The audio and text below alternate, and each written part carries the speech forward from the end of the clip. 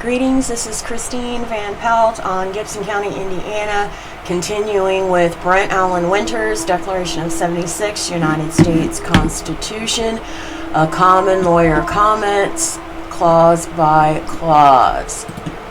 Alright, we'll get our display up here to read with for this week's reading. Section 10, Clause 2. No state shall, without the consent of the Congress, lay any imposts or duties or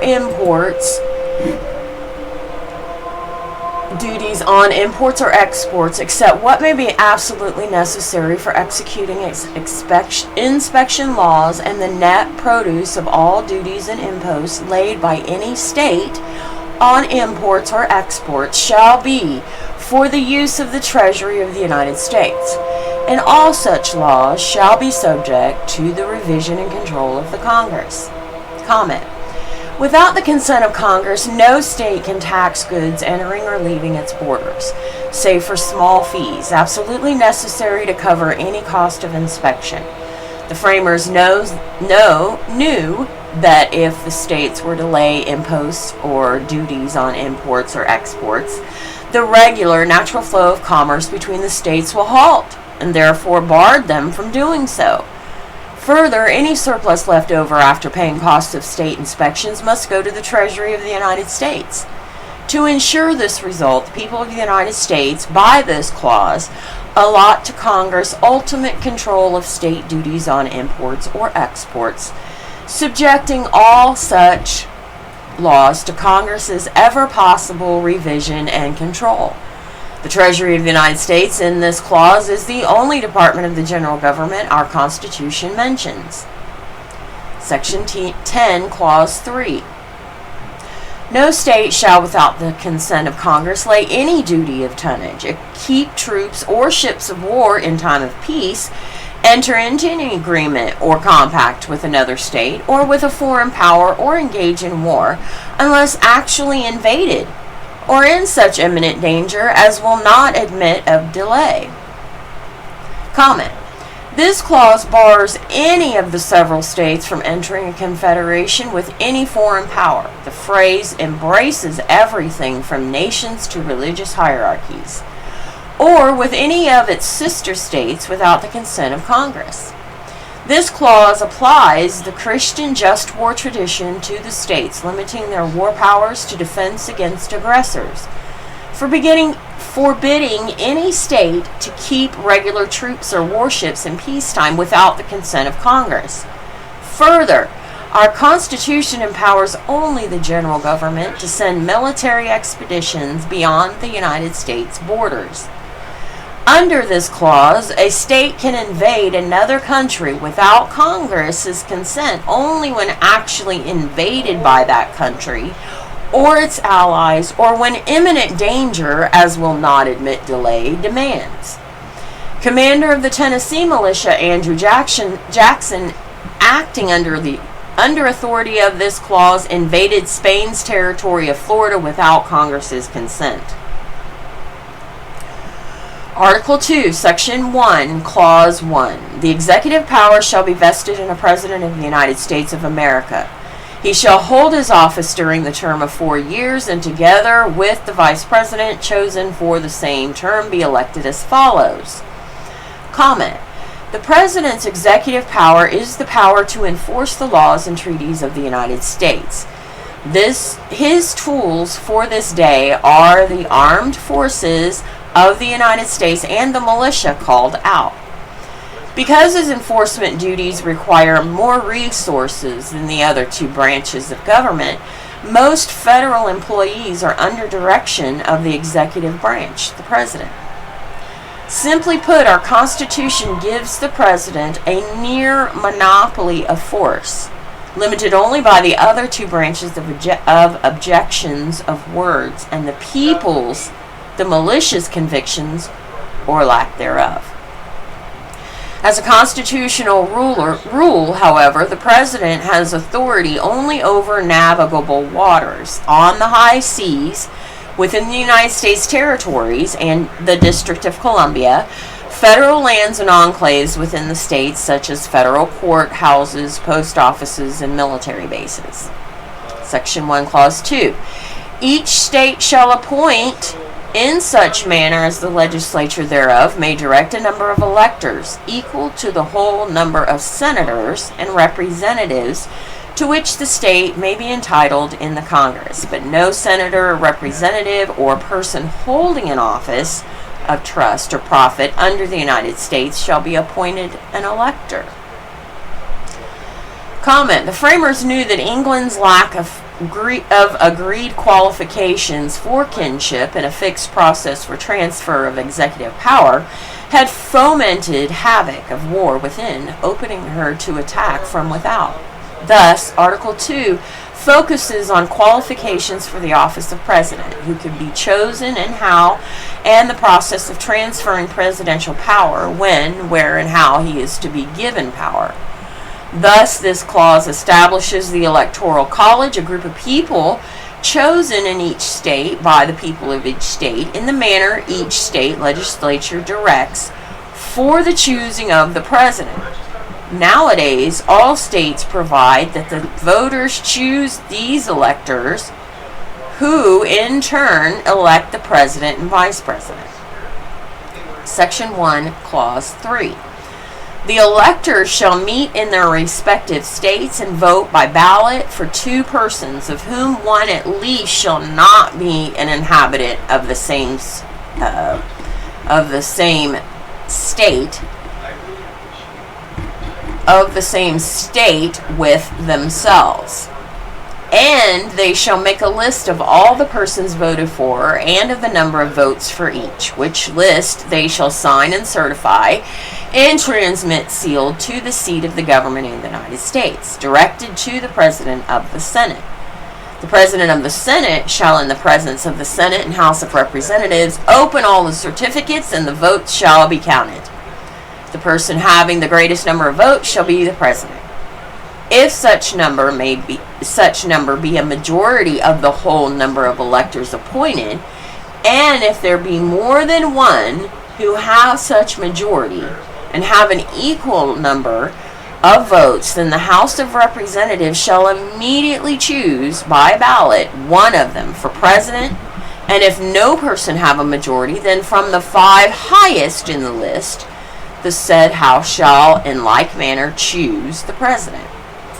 But in choosing the president, the votes shall be taken by states, the representation from each state having one vote. A quorum for this purpose shall consist of a member or members from 2/3 of the states, and a majority of all the states shall be necessary to a choice. In every case, after the choice of the president, the person having the greatest number of votes of the electors shall be the vice president. But if there should remain 2 or more who have equal votes, the Senate shall choose from them by ballot the vice president. Comment: Amendment 17 modifies the foregoing clause. Section 1, Clause 4. The Congress may determine the time of choosing the electors and the day in which they shall give their votes, which day shall be the same throughout the United States. Comment: This clause empowers Congress to set the date upon which all the states must choose their presidential electors. If each state were able to choose a different day, one state could hold up the choosing and installing of a new president to allow the former president to continue in lawless power. This clause bars such abuse. Section 1, Clause 5. No person except a natural-born citizen or a citizen of the United States at the time of the adoption of this Constitution shall be eligible to the office of President. Neither shall any person be eligible to that office who shall not have attained the age of 35 years and been 14 years a resident within the United States. Comment: This clause requires that every president, save those born in Britain's American colonies before 4 July 1776, must be a natural-born citizen. and not a foreign-born naturalized citizen. Our first president, George Washington, and all 6 presidents after Washington, plus our 9th president, William Henry Harrison, were not born in the United States, but in Britain's American colonies before the United States became a country. Each of these 8 presidents was nevertheless a citizen of the United States at the time of the adoption of this Constitution, and thus eligible to the office of president. U.S. Constitution, Article 2, Section 1, Clause 5. Indeed, our Constitution bars no loyal American, regardless of birth, from holding any public office save one, reserved for that class of citizens called natural born. President of the United States. This clause chooses the common law standard for citizenship called natural born over the Roman civil law standard called native born.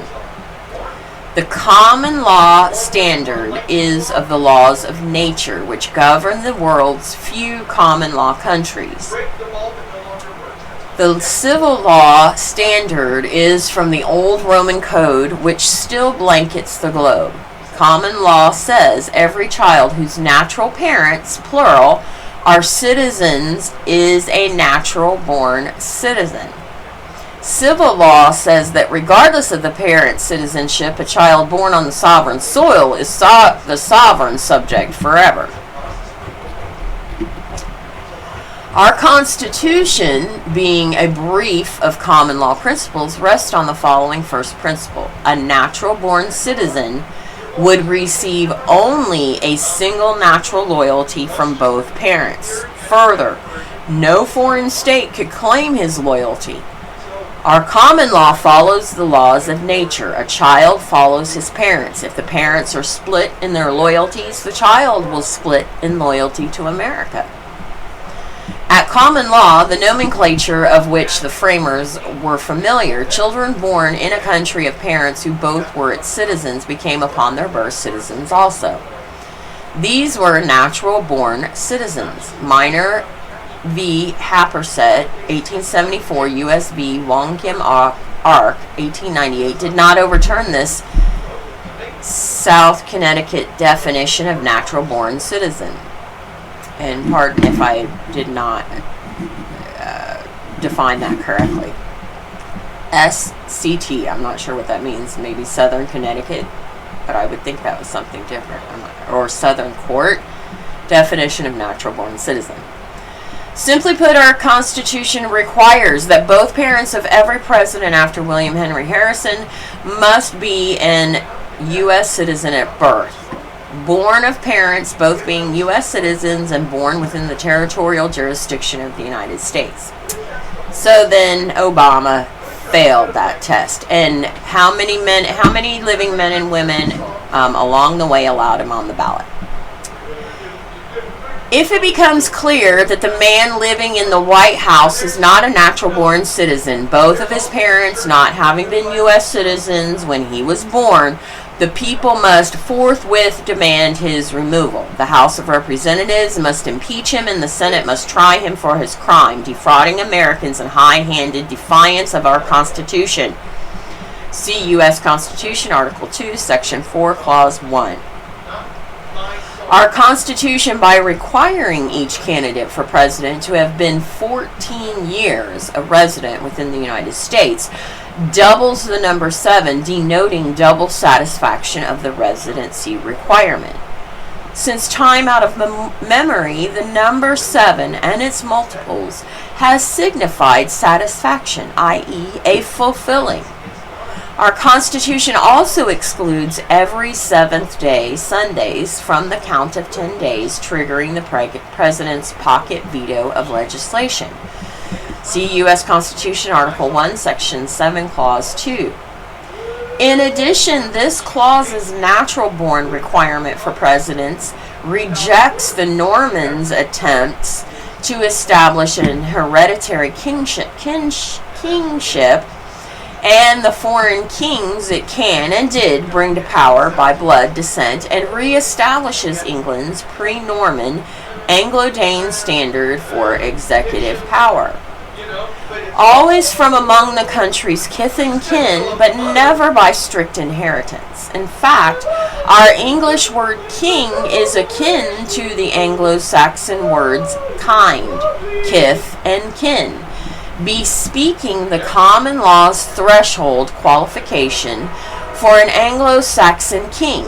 He must arise from amongst his people in all respects, kind, kith, kin, and sharing a common love of their land of birth, instilling zealousy for its safety and welfare. Likewise, today, our Constitution reflects this common law standard. Our president must arise from amongst the people. That is, he must be one of us in all possible respects. He must be an American by nature, that is, born of American citizens within the territorial jurisdiction of the United States. Anything less in the office of president endangers our country to betrayal into the hands of a foreign power. See Deuteronomy 17:15. Indeed, men hold a tender fondness for the land of their birth. To sum up, our Constitution requires that each of our presidents be natural born, as distinguished from native born, because of the likelihood of disloyalty in one foreign born. The framers' former king, George III, though born in England, was as much German as British. While a likable fellow, his continental roots fed his imperial tendencies. He lacked sensibilities for common law government. In short, he divided his loyalty. At first, he stayed passive and out of Parliament's way, spent his time promoting farming progress, raised a large family, and kept a big garden. However, under increasing pressure from Europe's central bankers and their East India Company tax and trade monopolies over the colonies, he joined Parliament, by then envious of American prosperity, to dominate the colonies. It would be wise to provide a strong check to the admission of foreigners into the administration of our national government, and to declare expressly that the commander-in-chief of the American army shall not be given to any but a natural-born citizen. Letter John Jay to George Washington, 25 July 1787. Finally, that a candidate for president is well accepted and a good man is not enough. Because right government is under the course of the common law and not any supposed moral men, personal morality of those in government, though praiseworthy, remains unworthy of trust. Dependence upon human morality or for freedom will always bring disappointment and tyranny. Thus, our Declaration, Section 32, confesses dependence only upon the provisions of God, i.e., divine providence. The provisions of God. Not of God, not God, but the provisions of God. The divine providence, the provisions. The framers knew that even though liked, if King George III had been wholly British, he would have had enough affection toward common law freedoms to resist the bankers' envy of the colony's wealth. Hence, knowing the power of natural affections, this clause bars from the office of president any man not natural born, the power of the office of president as a dangerous opiate to the one natural born. How much more so to the one foreign born? It's a dangerous delusion to choose and trust men appearing good to quell our fears for the safety, our rights, such confidence. Madison continues, is the parent of despotism.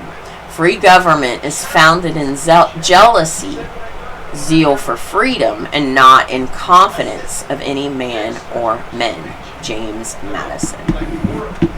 That is the end of this section, and we will see you on the next call.